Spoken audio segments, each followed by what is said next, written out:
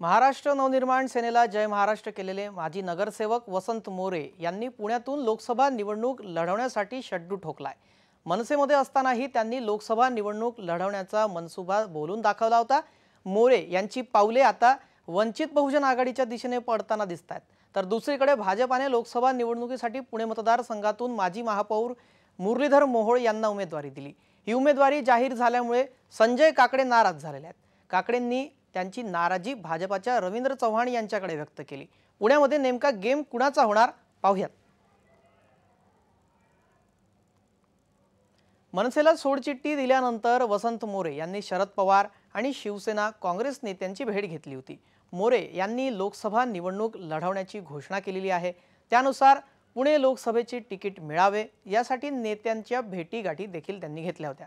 मात्र महाविकास आघाडीकडून रवींद्र धंगेकर यांना लोकसभेची उमेदवारी देण्यात आलेली आहे। त्यामुळे मोरे प्रकाश आंबेडकर यांच्या भेटीला पोहोचले। वंचितने 9 मतदारसंघात त्यांचे उमेदवारही दिलेले आहेत। त्यात पुणे लोकसभा मतदारसंघातून वंचितचा पाठिंबा मिळावा यासाठी वसंत मोरे प्रयत्नशील आहेत। त्यामुळे आंबेडकर यांच्या भेटीनंतर वंचित वसंत मोरेंना पाठिंबा देणार का हे पाहणं गरजेचं ठरणार आहे।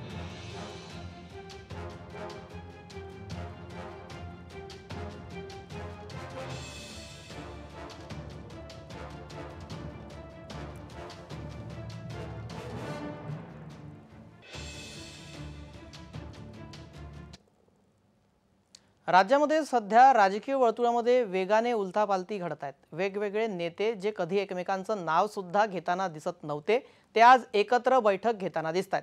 वसंत मोरे आणि प्रकाश आंबेडकर यांच्या भेटी निमित्ताने राज्यात तिसऱ्या आघाडीचा प्रयत्न सुरू आहे का असं दिसतंय। त्या संदर्भातला तपशील ग्राफिक्सच्या माध्यमातून पाहूया।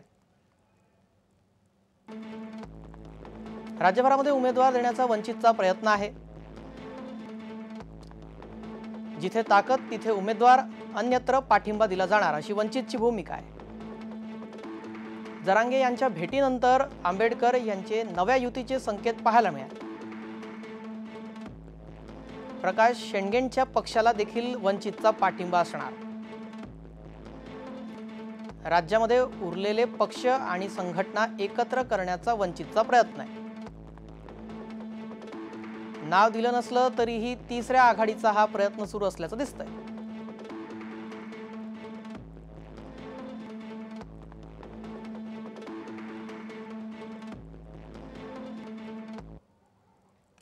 पुण्यामध्ये जर वंचितकडून वसंत मोरे यांना उमेदवारी देण्यात आली किंवा ते अपक्ष निवडणूक लढले तर संभाव्य पुणे लोकसभा मतदारसंघाची लढत कशी असेल पाहूयात।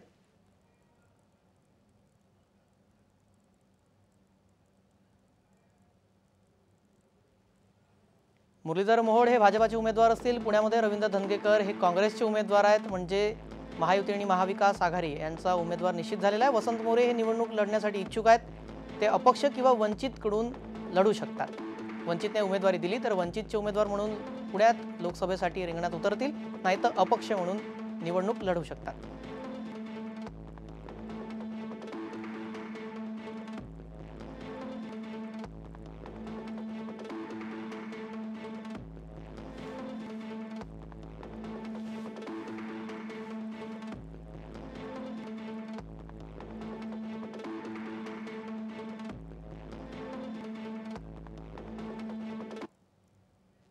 बरोबरची असणारी चर्चा ही झालेली आहे।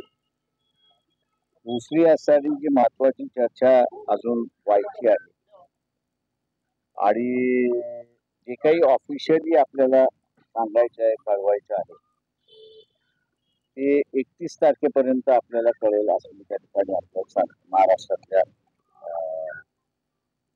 नव्या राजकारणाची सुरुवात कशी होईल आणि ते कोण कोण करणार आहे त्या सगळ्याच्या संदर्भातलं असणारं जे आहे ते अधिकृतरित्याने 31 तारखेपर्यंत किंवा 1 तारखेपर्यंत आपल्या सगळ्यांपुढे मांडलं जाईल।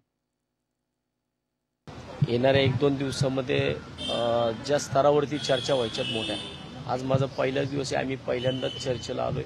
अजून पुणे लोकसभेची निवडणूक ही 4थ्या टप्प्यामधली आहे, ती खूप लांब आहे। त्यामुळं मला वाटतं की ज्या चर्चा आमच्या झाली आहे ती अतिशय पॉझिटिव्ह झालेली आहे आणि त्याच्यामध्ये जे काही पुढचे मार्ग असतील, पुढचा कशा प्रकारे मार्गक्रमण होईल तो येणाऱ्या 2-4 दिवसामध्ये सगळं कळेल.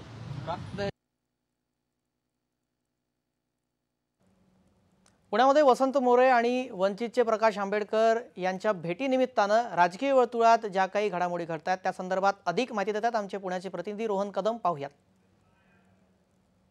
पुणे लोकसभा मतदारसंघातून निवडणूक लढवण्यास इच्छुक असणाऱ्या वसंत मोरेंनी आज मुंबई येथे प्रकाश आंबेडकरांची भेट घेतलेली आहे आणि प्रकाश आंबेडकरांच्या भेटीमध्ये वंचित या पक्षातून वसंत मोरेंना जी आहे ती उमेदवारी देण्याचं जवळपास निश्चित झाल्याची माहिती विश्वसनीय सूत्रांकडून सध्या मिळते. खरं तर वसंत मोरे गेल्या अनेक दिवसांपासून जे आहे ते विविध पक्षांकडून जात लोकसभेची लढवण्याची इच्छा जी आहे ती व्यक्त केलेली पाहायला मिळत होती आणि वंचितकडून कदाचित जे आहे ते आता लवकरात लवकर उमेदवारीची घोषणा देखील वसंत मोरेंची होऊ शकते अशी माहिती सूत्रांकडून सध्या मिळते. त्याचबरोबर वसंत मोरेंना जो आहे तो मराठा समाज देखील पाठिंबा देणार असल्याची माहिती याच माध्यमातून समजते. खरं तर गेल्या काही दिवसांपासून मराठा समाजाचं चाललेले आंदोलनं आणि इलेक्शनच्या निवडणुकीच्या या सगळ्या रणधुमाळीमध्ये मराठा समाजाने जे आहे ते ठिकठिकाणी उमेदवार देणार असल्याची माहिती दिली होती. त्याचबरोबर जे उमेदवार आहेत मातब्बर उमेदवार आहेत मराठा समाजातले त्यांना पाठिंबा देण्याची घोषणा जी आहे ती मराठा समाजाच्या जरांगे पाटलांच्या माध्यमातून जी आहे आंदोलनातून केलेली होती. त्यामुळे वसंत मोरेंना जो आहे तो मराठा समाज देखील मोठ्या प्रमाणामध्ये फायदा होणार असल्याची शक्यता जी आहे ती वर्तवली जाते. त्याचबरोबर मराठा समाज देखील वसंत मोरेंना जो आहे तो मतदानाच्या रूपाने फायदा म्हणा किंवा पाठिंबा म्हणा या सगळ्या शक्यता ज्या आहेत त्या सुद्धा वर्तवल्या जातात. त्यामुळे वसंत मोरे नेमके वंचितकडून निवडणूक लढणार आहेत का आणि त्यांची उमेदवारीची घोषणा नेमकी आता कधी होती हे पाहणं आगामी काळामध्ये महत्त्वाचं ठरेल. रोहन कदम, जय महाराष्ट्र न्यूज, पुणे.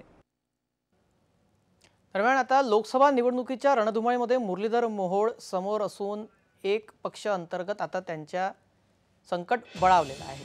भाजपाच्या एका दिग्गज नेत्याने आपली नाराजी जाहीरपणे व्यक्त केलेली आहे. त्यासोबतच भाजपाचे वरिष्ठ नेते रवींद्र चव्हाण यांच्याकडे आपली नाराजी व्यक्त करण्यासाठी पोहोचले.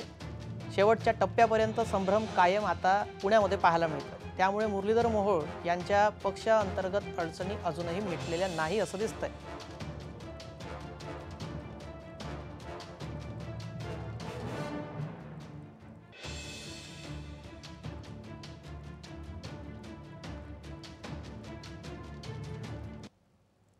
संजय काकडे 2014 ते 2019 पर्यंत राज्यसभेचे खासदार होते. अनुभव आणि जनसंपर्क यांच्या जोरावर त्यांनी पुणे लोकसभा मतदारसंघाचे तिकीट मागितले होते. पण भाजपाने मोहोळ यांना उमेदवारी जाहीर करत काकडेंची मागणी डावलली. मुरलीधर मोहोळ यांना उमेदवारी जाहीर झाल्यानंतर पक्ष बैठकीत किंवा कोणत्याही कार्यक्रमात संजय काकडे यांची हजेरी पाहायला मिळाली नाही. काकडेंनी त्यांची नाराजी भाजपाच्या नेतृत्वाला कळवण्याचे प्रयत्न सुरू केलेले आहेत. भाजपाने अद्याप AB फॉर्म दिलेला नाही. याआधी 2019 मध्ये अनिल शिरोळे यांची उमेदवारी रद्द करून दिवंगत खासदार गिरीश बापट यांना उमेदवारी जाहीर झाली होती. त्यामुळे पुण्यामध्ये काहीही होऊ शकतं असं संजय काकडे यांनी म्हटलंय.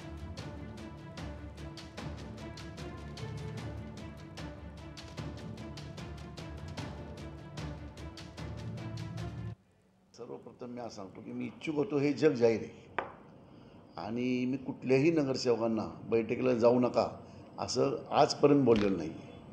परंतु मी नाराज आहे तर 100% नाराज आहे. हे नैसर्गिक आहे नाराजी. त्यांना मी विरोध केला नाही. परंतु दंगेकर आणि मुरली मोहनमध्ये निवडणूक झाली तर त्याचा काय परिणाम होतो काय नाही, किती मतं आम्हाला पडतील, किती मतं त्यांना पडतील, काँग्रेसला मतं किती पडतील. आमच्या विरोधी पक्षाची शिवसेना आहे. शिवसेनाची मतं दंगेकरांना किती जातील, मनसेची मतं आमच्याकडं किंवा दंगेकरांना किती जातील ह्या सर्व अभ्यास करून त्यांची जी फक्त चर्चा केलेली आहे. ह्याचा अर्थ उमेदवार बदला असं कुठं त्यांना मी बोललेलो नाही. परंतु मी नाराजी माझी व्यक्त केली. पुणे शहरासाठी काय केलं पाहिजे काय नाही हे त्यांना मी स्पष्टीकरण दिलं साई मतदारसंघातलं. आणि त्याच्यानंतर त्यांनी मला एवढंच शब्द दिला की संजय आम्ही वरिष्ठांपर्यंत आपण सगळे डिटेल्स हे रिपोर्ट आम्ही पाठवू आणि त्यानंतर पुन्हा आपण बसू. आजच्या जे विशेषमध्ये इतकंच. सर्व प्रेक्षकांना जय महाराष्ट्र.